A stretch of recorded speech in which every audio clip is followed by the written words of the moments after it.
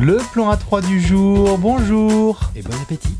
Et bon appétit car nous sommes le lundi. The best day of the week. Exactement, c'est le meilleur jour de la semaine avec Trash Talk. On s'installe, on vous en la bise.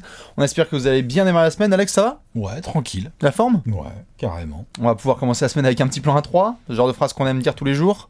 Donc là, on avait fait un top 10 la semaine dernière entre des joueurs pas vraiment très athlétiques. Donc là, au niveau du plan A3, on est sur un ton un petit peu différent. Ouais. Hein? Étirez-vous. Ouais. Avant ce genre de plan A3. C'est clair. Hein, ça pourrait être assez athlétique. Voilà. On est sur 3 gros monstres. Attention, on a changé évidemment de registre pour ceux qui l'avaient déjà vu par le passé. On a parfois fait des joueurs qui sont à la retraite. Ouais. On a fait aussi des joueurs qui sont encore NBA. On en avait fait un petit notamment avec Russell Westbrook, James Harden, Kevin Durant, des gars comme ça. Et là, on a fait un truc avec des mecs qui sont peut-être encore en NBA pour 15 ans. Et là, on a des gars qui démarrent très fort et qui montent sont en puissance, sont en train de monter en puissance, qui n'ont pas encore atteint leur prime. Mouillez-vous la nuque. Non, mouillez-vous très fort la nuque. Non. Quand on va vous donner les dates de naissance des mecs, personne ne connaît le début des années 90. Hein. C'est clair. Impossible. C'est chaud. La Dream Team de Barcelone, connais pas. J'étais pas né. Malheureusement, Giannis Antetokounmpo, Anthony Davis, Joel Embiid, énorme plan A3 pour aujourd'hui, donc on sait déjà que ça transpire bien comme il faut dans la commu, ça c'est la base. On rappelle juste les bases, bien évidemment, déjà le but du jeu, pour ceux qui découvriraient évidemment le plan A3. Nous avons 3 joueurs, on doit en titulariser un, on doit en mettre un sur le banc, et on doit en couper un dernier. Oh putain, chacun son spot. Shaq, Kobe, Magic, c'était sympa. Duncan, Garnett, Nowitzki, Westbrook, Harden, Durant, Malone, Ewing, Barclay, tout ça. De toute façon, c'est un classique le plan A3, vous le savez. Le but est de faire exploser votre ordinateur, votre téléphone ou que ce soit. Bref, comme d'habitude, quand on fait un plan A3, on prend les critères les plus larges possibles. On a, dans ce cas précis, des joueurs qui viennent de commencer leur carrière, donc on prend la production statistique notamment. Ouais, bah oui. Production statistique. Impact sur l'équipe qu'ils ont eu tout de suite. Tout à fait. Pas tout de suite. Bien sûr. Presque tout de suite sur l'équipe. Côté rare, unique, exceptionnel. Voilà. Régularité un petit peu de ce qu'ils ont montré parce que tu as dit viennent de commencer. Ils ont quand même quelques petites saisons dans les papates déjà. Tout à fait. Le potentiel qu'on leur prête. Parce que là, clairement, on l'a dit, ils sont pas dans leur prime les trois. C'est-à-dire qu'on a des joueurs qui sont déjà énormes et qui ne sont clairement peut-être pas au top. Bien sûr, ça va être très drôle de regarder le replay de cette vidéo dans 4-5 ans. Quand vous allez cutter Giannis et qu'il va se retrouver MVP des finales. Ça va être très drôle. Évidemment, on prend aussi, au niveau de l'affect, le jeu spectaculaire. On a des joueurs qui sont très spectaculaires sur le terrain. Il y en a certains qui aiment la polyvalence de certains, la vitesse, l'altitude. Il y a beaucoup de choses qui sont de l'ordre du visuel. Ils jouent pas au même poste, pas tout à fait. Non plus, le blabla. Le blabla, le leadership. L'objectivité, bien évidemment, puisque c'est notre marque de fabrique. Toujours, vous êtes les plus objectifs d'entre nous. Nous ne sommes que des sous-fifres qui essayons de naviguer dans l'histoire de la NBA avec grâce et délicatesse. Voilà, c'est ça. Malheureusement, parfois on peut se gourer. Mais de temps en temps, on rate une pointe. On rate, voilà. Pointer chausson. Nous sommes d'accord, Alex, qui est en mode danse classique. Voilà. Et donc après, plein de choses, que vous soyez fan, par exemple, je sais pas, de la conférence Est, de la conférence Ouest, des intérieurs, des extérieurs. On va regarder les palettes techniques des mecs, on va regarder l'impact statistique, on va regarder l'impact physique, on va regarder la palette physique des deux côtés du terrain ou pas des deux côtés du terrain, parce qu'on a des clients genre en termes de freak, il y en a certes un dont c'est le surnom officiel. Mais les deux autres sont des freaks. Les autres sont des freaks avant là. Complètement des freaks. Bien sûr. On notera aussi, bien évidemment, pour ceux qui ont envie de taper sur le torse, que 2 de ces 3 phénomènes sont pas nés aux États-Unis, sont quand même plutôt un Africain et un Européen. Bien sûr, avec les origines aussi nigérianes de Giannis. Oui, enfin il est né à Athènes. Il est né à Athènes, tout à fait. Il a grandi en Grèce, et Joel Embiid qui a fait donc son parcours notamment au Cameroun. Anthony Davis, lui, qui vient de Chicago. On est prêt ou pas? Allez. Oh putain. Donc évidemment, on commence, avant de mettre tout ça sur les tablettes et de se tirer sur la gueule de l'un et de l'autre, on commence toujours de gauche à droite. On va commencer par Anthony Davis. La parole aux États-Unis. Le monosourcil, Anthony Davis. Il a un signe distinctif. Oui. Il n'a qu'un sourcil par rapport aux deux autres qui ont 2 sourcils chacun. c'est le seul des 3 à être premier de sa draft. Tout à fait, numéro 1 de draft en 2013. Bien content les Pélicans d'être une franchise qui appartient à la NBA. 2012. Ouais. 2012, j'ai des conneries. Bien content que la franchise... Giannis 2013 et Embiid 2014, pardon. Non, bien content que la franchise appartienne à la NBA à ce moment-là. Oui. Vous irez voir des what if, il y a des trucs comme ça. C'est le vieillard des 3, c'est le senior. Puisqu'il va avoir 26 ans. C'est le quasi-retraité. Il va avoir 26 ans en mars prochain, donc nous sommes en janvier 2019, parce que si vous regardez cette vidéo en 2022, ça aura changé. Mais nous sommes en janvier 2019, donc en mars 2019, Anthony Davis va avoir 26 ans. C'est un vieux. Une vieille par rapport aux deux autres. Il a un peu plus d'expérience car il est arrivé plus tôt en NBA. Il est dans sa 7e saison en NBA. Il n'a pas été rookie de l'année, le pépère. Il n'a pas été rookie de l'année. Monsieur Damian Lillard est passé devant lui, tout à fait. Mais je crois qu'il n'y a pas un seul rookie de l'année. Et non, il n'y en a pas un seul. Et oui, comme quoi, on peut démarrer doucement sa carrière et terminer au NBA. Première saison d'Anthony Davis, 13 points. Là, j'ai noté 8 rebonds. Oui. Bon, truc un peu, tu vois, genre, c'est bien, mais c'est pas non plus.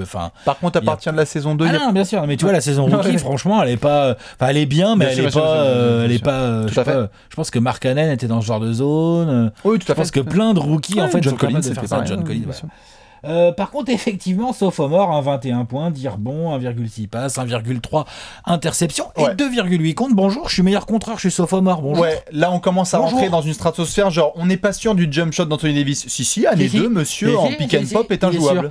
Et puis, il a quand même, entre cette saison de sophomore et aujourd'hui, il a quand même déjà été 3 fois meilleur contreur de la NBA, le pépère. Tout à fait. En stats, en contre par match. Tout à fait. Quand même pas rien. Et même si c'est un joueur qu'on voit de plus en plus jouer au poste de pivot, il débarque d'abord en tant qu'ailier fort. C'est naturellement un ailier fort. C'est un ailier fort qui va tout de suite, dès qu'il va arriver, dire bon, la concurrence au poste d'ailier fort, qui est le meilleur 4 au monde. Voilà. Donc 2m08, 0,9, 110, 115 kilos. Des bras interminables. Des bras hyper long, interminable, c'est pour une mobilité complètement folle. Attends, le handle d'Anthony Et Anthony Davis qui à la base tout à fait est un meneur. Il a grandi tard, pépère. Bien sûr, c'est un meneur dans le circuit de Chicago qui grandit tard, tout à fait. Il était meneur, il faisait 1m85, puis tout d'un coup, bon, me dit, comment ça, il fait 2m02, qu'est-ce qui s'est passé? Il a regardé Trash Talk pendant un été, il a pris 27 cm. Donc, c'est terrible. Un toucher, une mobilité, c'est incroyable. Attends, vision du jeu. Un QI basket, bien sûr, t'es meneur. Et là, ça taffe des deux côtés. Anthony Davis taffe des deux côtés, il se bat au rebond, il contre, il intercepte, il défend sur les mecs au poste, il protège son cercle, il défend vraiment. Et en attaque, c'est c'est un monstre, on est capable de shooter, tout à fait, on est capable de jouer au poste, face-up, dos au panier, à 3 points, tu fais faute, il y a les pourcentages au lancer, ça drive, il y a du shame god. Ça fait tout, des passes dans le dos. Il y a absolument tout. Anthony Davis a le package complet en attaque. C'est d'ailleurs, si je peux me permettre, le joueur qui a la meilleure perf des 3, 59 points et 20 rebonds face aux Pistons. Voilà, bonjour. Donc si ça se trouve, le temps qu'on enregistre cette vidéo, il y aura une nouvelle perf des deux autres. Tout à fait, mais 59 points et 20 rebonds, Alex. Et depuis 3 ans, il est grosso modo en 28 points, 12 rebonds, avec 2 contre ennemis. Grosso modo, et 2 passes d'ess et une interception et quelques. Tout à fait. Donc c'est complet. C'est très complet. C'est très sérieux. Il a déjà été 5 fois All-Star. Tout à fait. Record de points All-Star Game quand c'était encore le cirque. Bientôt 6 fois. Bien sûr, franchement, ouais, non, sûr. On est d'accord. Il met 50 points dans un All-Star Game, blablabla. Tu vois, il a été MVP du All-Star Game d'ailleurs. Il est allé en playoff 2 fois. En 2015, il s'est fait éliminer au premier tour. Tu te fais sweeper par les Warriors. Ouais. Et en 2018, tu sweeps les Blazers au premier tour. On a beaucoup parlé de Jrue Holiday qui a fait de Lillard son enfant. N'empêche que Youssouf Nurkic, lui aussi, désormais fait partie de la famille d'Anthony Davis. Il a la marque du ballon, juste là. Ah bah là, c'est compliqué, bien sûr. Et après, tu vas en demi, tu te tapes là cette fois encore les Warriors. Désolé, tu es dans la génération Golden State. Est-ce que je peux dire que techniquement, j'ai bien dit techniquement, c'est le plus complet des 3 là. Techniquement, c'est le meilleur des 3, ouais. Le plus complet, le meilleur, faut voir. Le plus complet. Le plus complet, ouais. Techniquement, oui, parce que il a avec tout le respect qu'on a pour les deux autres, Anthony Davis, c'est vraiment des coast to coast assez fous avec le shoot. Voilà. On est d'accord. Bien sûr. Après, on arrive. Par contre, comme vous le savez, à chaque fois qu'on fait un dossier, on essaye de mettre un petit peu les points d'interrogation et les choses qu'il peut y avoir un peu en retrait. Point d'interrogation, le problème de sourcil, quoi.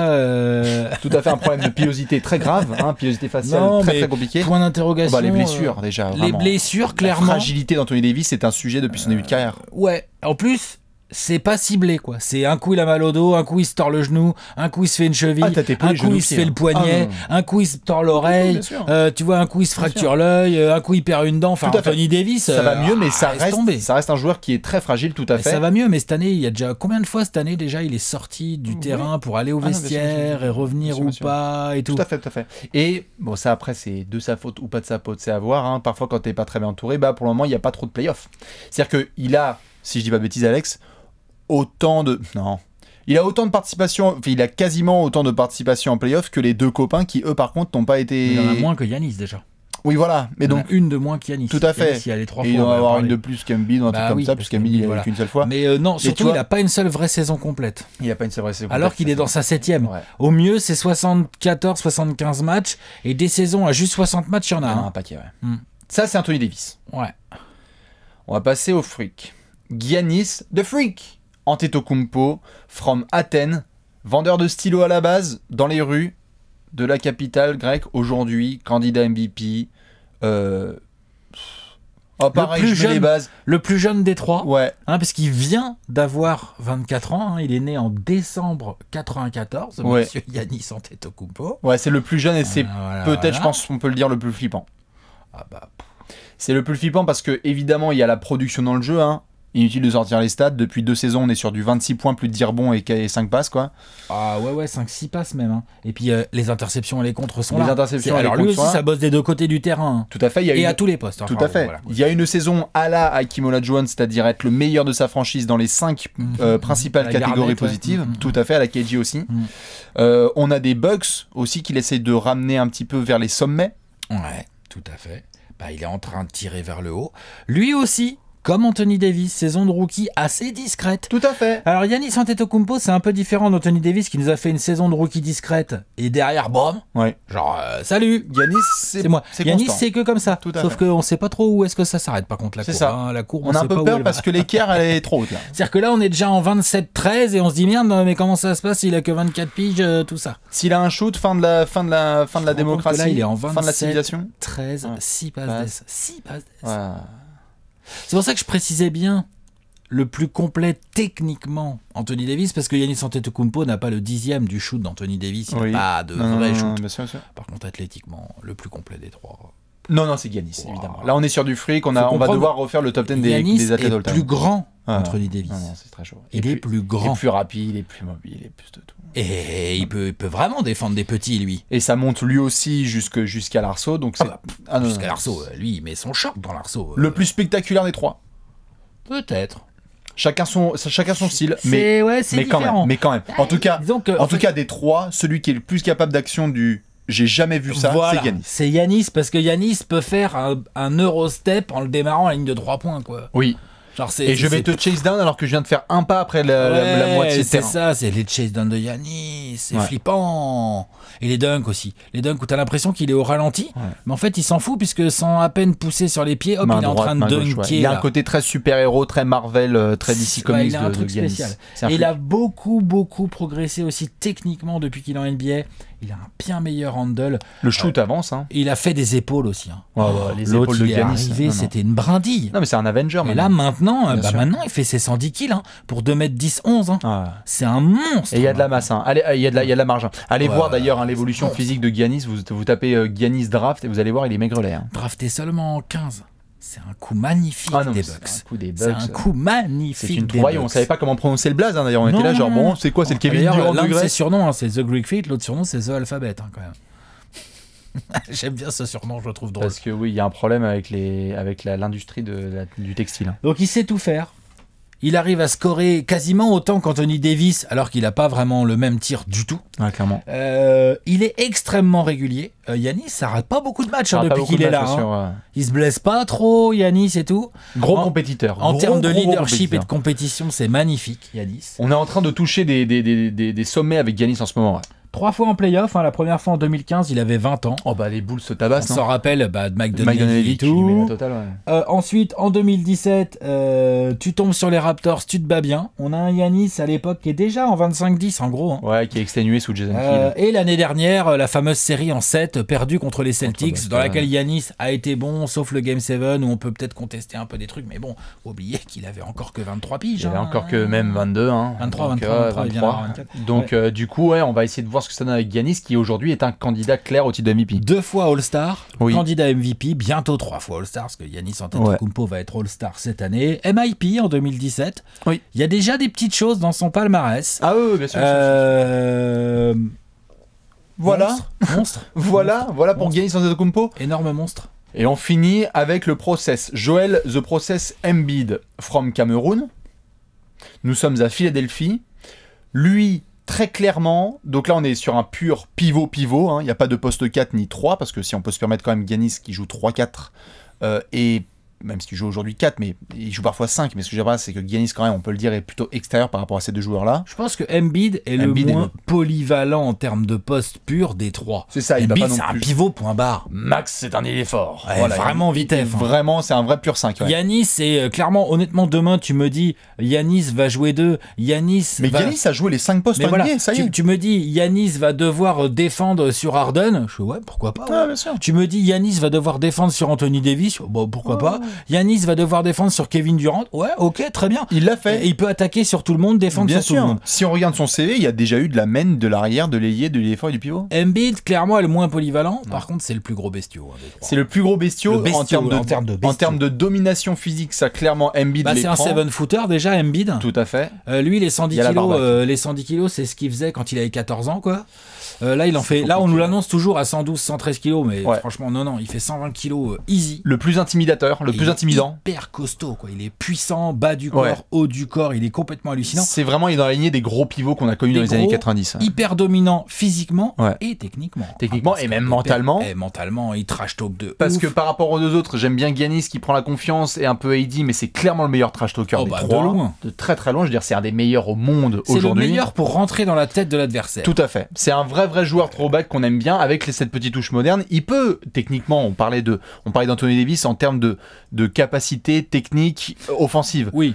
Je veux dire, ça me dérangerait pas que des gens disent que offensivement Embiid est plus doué que Giannis Antetokounmpo. Oui. Parce que techniquement, ça peut shooter à 3 points, ça peut aussi driver. Il y a du Hakeem Olajuwon, il y a du move au poste. Il y a quand même une polyvalence de Embiid. Il y a un jeu de passe. Le handle. Non, mais il y a un jeu de passe. Oui, mais je veux dire, le handle de Giannis par rapport au shoot de Embiid, tu vois, c'est chacun son choix. Mais en tout cas, Embiid, tu dois faire des double teams sur lui, il y a quand même cette capacité à trouver les joueurs démarqués. Ce qui est impressionnant, c'est par rapport à sa taille et à son poids, et à parfois cette impression que tu peux avoir qu'il va être un peu pâteau. Oui. Et là, l'autre, il te fait un petit dribble entre les jambes, suivi d'un jab step, il shoot en step back, en turnaround. Enfin, tu vois, genre, il a une mobilité, une agilité par rapport à sa taille et à son poids qui est complètement dingue. Oui, et par rapport aux deux autres avantages, l'impact sur la NBA et sur sa franchise est beaucoup plus rapide. Embiid arrive en NBA, l'impact est depuis day one. D'ailleurs, on peut dire autant qu'on veut. Malcolm Brogdon est rookie de l'année, son année rookie. C'est Embiid le meilleur rookie de sa QV. Parce que Embiid n'a joué que 30 matchs. Tout à fait, on va y venir, bien sûr. Mais c'est juste pour ça que Brogdon a été rookie de l'année. Tout à fait, mais c'est le joueur dominant de sa QV, clairement. Et ensuite, il va continuer, c'est-à-dire qu'il va avoir un espèce d'impact à la fois sur le jeu, sur son poste et sur Philadelphie qui est énorme. Philadelphie qui est quand même, pendant des années, avec Saminki dans la galère. Et Embiid, dès qu'il commence à vraiment jouer, la franchise change vraiment du jour au lendemain.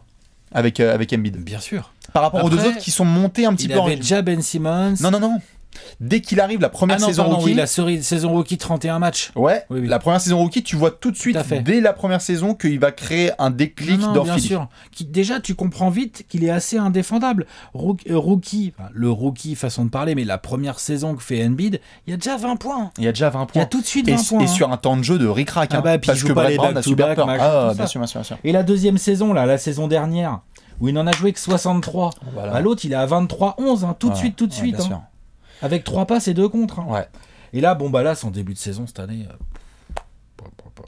le plus dominant physiquement. Il y a, en termes de performance, je parlais du 59 points, 20 rebonds d'Anthony Davis. Il y a du 40-20 quasiment de Embiid. Hein. Ouais, et, chez Giannis, on n'a pas dit. Chez Giannis, il y a quasiment du 5x5. Il y a des triples-doubles assez sales. Et il y a du triple-double en Minitel. Hein, ouais, tu vois, voilà, c'est ça. Ouais. Où il y a des, tu vois, où des genres, il y a des 38-18 avec 6 passes, 3 rebonds, 3 interceptions. Tout à fait. Ouais. On a été très très proche du 5x5 avec Giannis. Ce que je veux dire, il y a des codes Wi-Fi, quoi. Bien sûr, complètement. Donc ça, c'est Joel Embiid. Une fois All-Star, oui. Bientôt 2, hein, je l'ai dit à chaque fois, mais là, c'est des mecs qui vont tous être All-Star cette année. Hein, tout à fait. Ah ouais. L'année dernière, si je dis pas de bêtises, il a été vraiment dans la course au défenseur de l'année. Ah oui, bien sûr. Hein, et il le sera même cette année. Et il le sera probablement cette année. Oui. C'est un vrai monstre dominant, comme on vient de le dire. Après, bah, évidemment, le bémol évident, bah, c'est son corps, quoi. Son physique, le corps, sa santé, son intégrité, les blessures. Bien sûr, c'est-à-dire que dès la prolongation contractuelle de Embiid, on était là genre les Sixers, Paris ou pas Paris. Pour le moment, il est validé, les Sixers, plus que validé. La prolongation d'Embiid, ils ont mis des conditions de blessures, tout de machin, de tout ça. Tout à fait. Pour le moment, il est en train de les valider, mais il est clair qu'avec Embiid, il faut y aller de mollo parce que c'est un colosse. Comment il vieillira ? Tu vois ? Ouais. Combien de temps il peut jouer sur ce rythme physique-là en NBA ? Ça se trouve, bien sûr. En fait, il peut jouer 15 ans, hein, j'en sais rien en fait. Hein. Je dis juste que vu son début de carrière, vu sa blessure au pied ou ses problèmes au dos, on sait que c'est des trucs compliqués à bien guérir, quoi, ça, chez les grands gabarits comme ça, hyper lourds. Parce qu'Embiid, quand il retombe... c'est toute la carcasse, tout le poids sur les genoux. Ouais. Non, c'est compliqué. Et en plus, Embiid, je sais pas, je trouve Giannis est le plus précautionné des trois à ce niveau-là, même si Giannis prend des risques dans son jeu. Et pour des énormes risques. Hein. Non, mais il prend des risques, mais Embiid, des fois, il monte au compte. Embiid, c'est le plus kamikaze des trois. Il monte au compte, il y a des gens par terre. À tout moment, il peut se tordre en tombant. C'est pour ça Giannis fait beaucoup plus gaffe. C'est pour ça que quand on parlait de leader et de compétiteur, j'aime bien Giannis, etc. Mais le compétiteur qui est Embiid, c'est-à-dire que Embiid, il peut prendre n'importe quel game comme un game 7. Mais compétiteur, je serais d'accord avec toi. Leader, c'est à voir. Tout à fait. Tu vois, c'est à voir. Pas tout à fait la même chose. Hein. Pas dans la même manière. Ouais. Ce qui peut nous mener au jeu suivant. Ouais. T'es prêt ? Allez. C'est l'heure du plan A3 ? Allez, on y va. C'est l'heure du plan A3. C'est l'heure du plan A3. Vous prenez vos tablettes ou votre clavier. On va devoir se mettre un petit titulaire, puis un remplaçant, puis un joueur qu'on va couper. Alex, t'es bon ? Ouais. C'est l'heure de mettre le titulaire. Qui vous allez mettre en titulaire entre Anthony Davis, Giannis Antetokounmpo et Joel Embiid? Ça y est, ça transpire dans tous les sens. Alex, qui vas-tu mettre? Est-ce que ça va être un Américain? Est-ce que ça va être un Grec? Est-ce que ça va être un Camerounais? Eh bien, personnellement, je pars sur les States. Tu nous as mis Giannis? Je pars sur la Grèce, moi. Ok. Ouais, j'ai mis Giannis. Potentiel. Plus que... Oui. Le plafond, quand même. Voilà. Mais parce que aujourd'hui, en fait, à aujourd'hui même, entre les trois, d'ailleurs, les lignes de stats, finalement, je veux dire, Anthony Davis, il tourne genre cette année, là, je crois que c'est dû, attends, bouge pas, je les ai. Hein. Cette année, Anthony Davis, il est pour l'instant, il est en 28, il est en 20, allez, il est en 29-13 avec 4 passes et 2,6 contre. C'est assez sale. Ok, Anthony Davis, ok, il gagne un peu de moins de matchs que les autres alors qu'il a quand même des mecs autour, mais bon, voilà. La même conférence. Voilà, exactement, non, mais il y a des, voilà, on va rester sur l'individuel en fait. Ensuite, Giannis, lui, il est en 27-13 quasiment avec 6 passes, putain, 6 passes, une interception et demie, un contre ennemi, je te la fais courte grosso. Et notre ami Joël, il est en 27 et plus de 13 avec 3 passes et presque 2 contre. Non, ça se joue. Donc avec les 3 on est dans un espèce de voilà, on est dans un mouchoir qui est sur une stratosphère très très loin.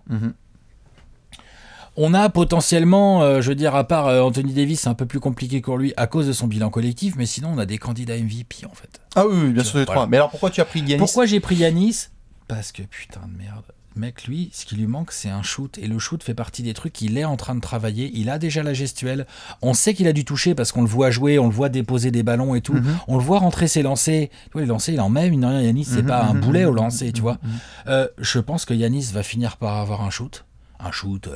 suffisamment correct pour être devenir Ray Allen, tu vois, sûr, mais genre tu pourras plus le laisser à 3 points vraiment en fait parce qu'il sera à 35-36%, tu vois. Alors, regardez Blake, genre voilà, il va y arriver, c'est le plus jeune des 3, mine de rien.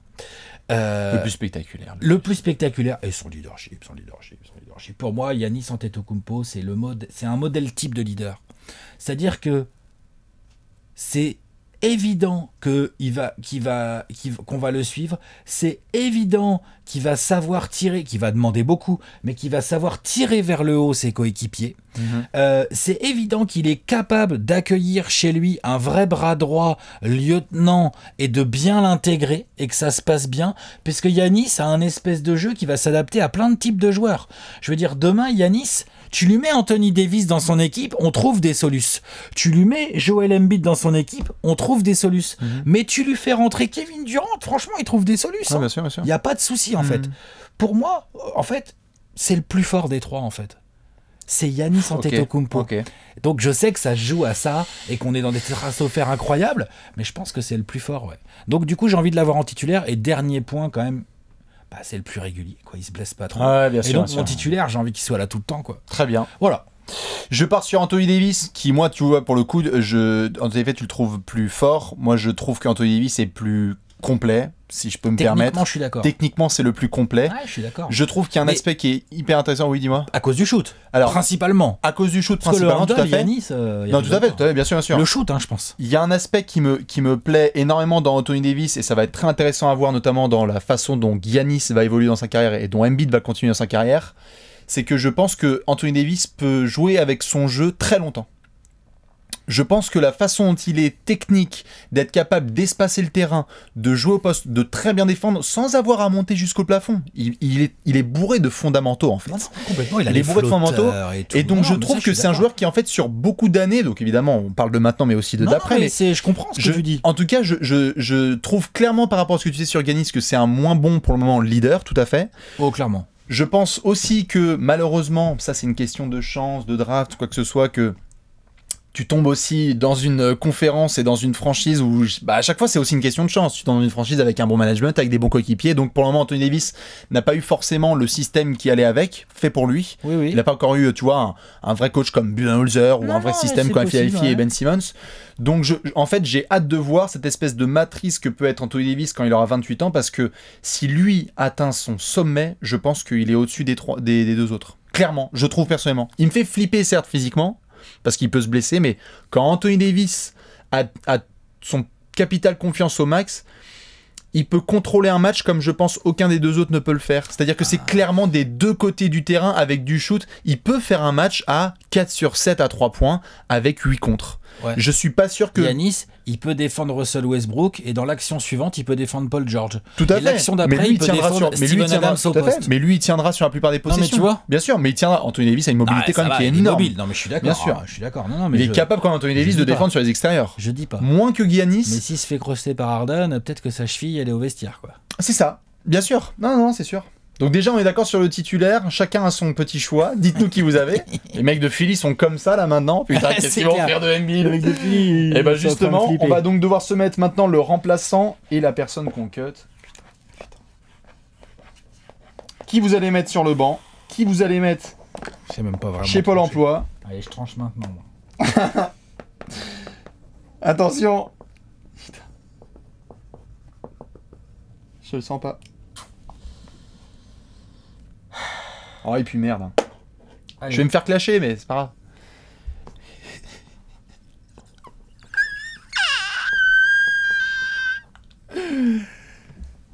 Oh putain. Ok, on a tous les deux cut Embiid. Salut Joël. Non, c'est pas contre toi. Ah la vache. Désolé Joël. C'est trop violent. Ouais. Bon, franchement, j'ai hésité. Hein. Mais j'arrive pas à mettre Joel dans ces gars-là, et quand il va être MVP des finales, on va être comme des connards. Putain. Fais chier. En fait, je pense que je te rejoins assez sur... je pense que celui qui peut peut-être tenir le moins longtemps, c'est Joël, des trois. Parce que tu vois, Giannis, il va travailler, il va progresser au tir. Et puis il a quand même un corps un peu moins compliqué à entretenir finalement que celui de Joël. Il est un peu plus fin, et déjà il est un peu mieux doté par la génétique à ce niveau. Il a pas l'air pour l'instant de trop se blesser, tu vois.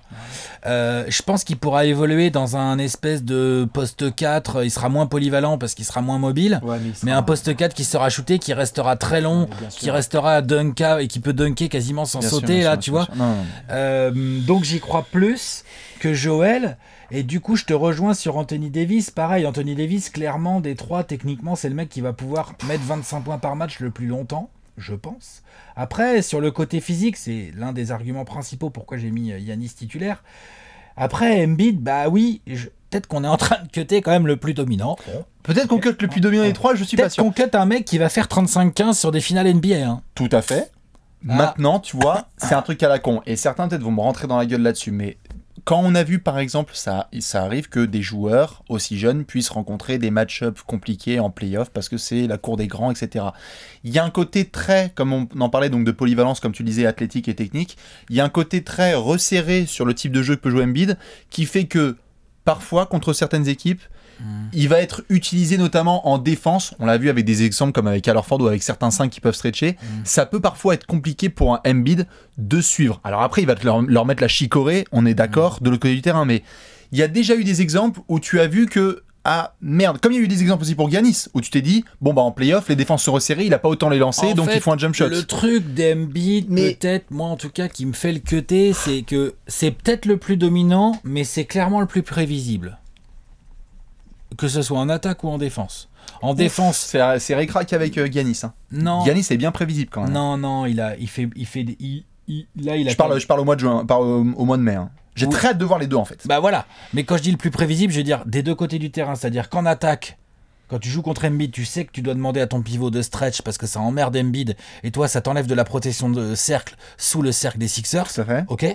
Et quand tu défends sur Embiid, bah tu sais qu'il faut faire de la prise à deux. En gros, faut obliger Embiid à lâcher sa balle. Oui. Voilà. Donc quand tu défends sur Giannis, ce que tu veux c'est qu'il shoot.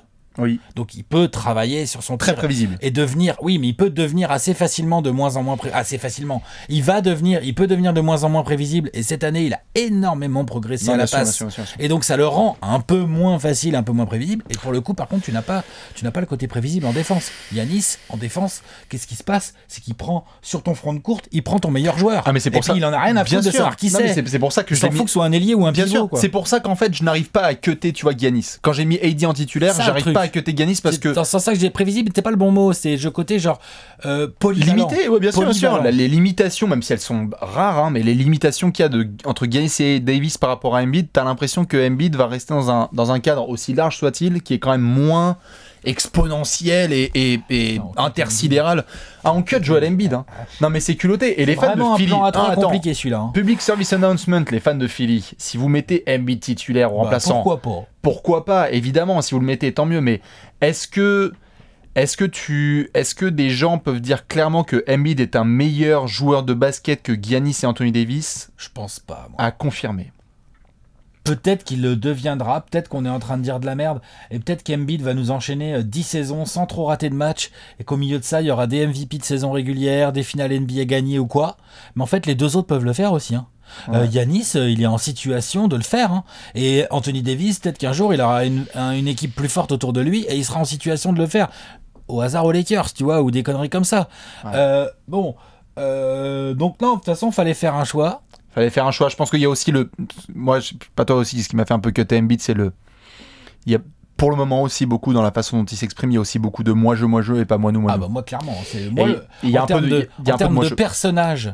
Moi j'adore. Autant il me fait rire le trash talker, personnage me fait moins kiffer que les deux autres. Hein. Ah, moi j'aime bien les gars comme ça, tu vois. Giannis, c'est. Oui, bah Embiid il est plus que Davis. Non. Attends, je vais finir mon propos. Ah non, je suis pas d'accord. Anthony Davis. Quand DeMarcus Cousins se blesse, il lui met un gros tweet, mon pote, on va le faire pour Watt, on va aller en playoff. Et derrière, il nous sort un mois de février en 30-15. Oui. D'accord ? Il emmène les Pélicans en playoff. Embiid, quand il met la chicorée à 48 ans, on est à donner des whiskas au il parle beaucoup de lui. Bien sûr, c'est pour ça, je suis d'accord. Anthony Davis, il parle beaucoup d'équipes. Giannis Antetokounmpo, il parle beaucoup d'équipes et puis il veut pas aller s'entraîner l'été avec ses adversaires. Bien sûr, ça j'adore moi. C'est pour ça, bien sûr, mais c'est pour ça que Embiid j'aime un peu moins. C'est pour ça que c'était ric-rac moi perso parce que c'est le meilleur trash talker des trois et que pourtant Dieu sait si à chaque fois j'en ai foutu un au-dessus. Ça m'a fait chier, mais il faut les résultats qu'il y a avec. Parce que si par contre tu as les résultats avec le blabla, mais évidemment. On va le refaire, hein. Et puis surtout, évidemment, et puis potentiellement parlant. il peut faire une saison plus dominante que les trois. Hein, le truc, c'est que même s'il est prévisible, peut-être que tu peux rien faire quand même en fait. Tu vois, parce que l'autre, il peut. Bien sûr. Peut-être. Maintenant, va falloir qu'il prouve. Va falloir qu'il fasse une saison complète avec des playoffs complets. Va falloir taper des grosses équipes. C'est quand même à part, ok, les Bucks, ça commence à venir, mais sinon, c'est quand même lui sur le papier.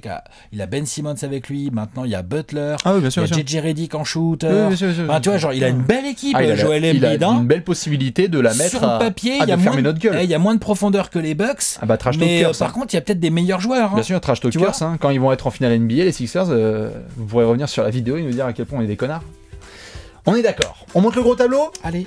Le gros tableau made by Léonce. Nous avons donc Monsieur Giannis Antetokounmpo en titulaire pour Alex. Moi j'ai mis Anthony Davis. Je ne pouvais pas cutter Giannis, donc je le mets sur mon banc. Tu as mis AD. Et on a tous les deux cuté Monsieur Joel Embiid, le process. Hein. Le gros blasphème, évidemment. Désolé pour les fans de Philadelphie. Vous connaissez le classique évidemment, on se retrouve déjà dans les commentaires, vous nous dites si vous avez non seulement des suggestions de plan A3 et quel est votre plan A3 pour aujourd'hui, comment vous allez fonctionner. Et nous on se retrouve dans 2 semaines pour un nouveau petit trio. Allez c'est parti. À la prochaine, bonne semaine, ciao. Ciao ciao.